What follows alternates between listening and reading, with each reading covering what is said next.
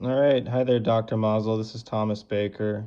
John Ashley is also in my group, and we have the freezer alarm software project. This obviously is before it has been soldered into our printed circuit board. However, as you can see, we have our circuit here. This is the MCP 12F675. We have a piezo buzzer.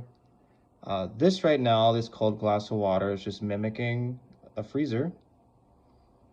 And here we have the code relating to our software project.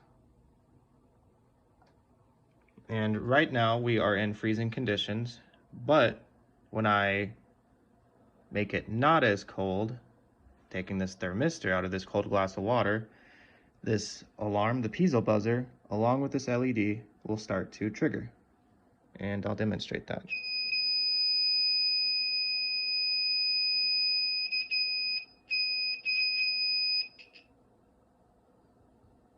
There we go.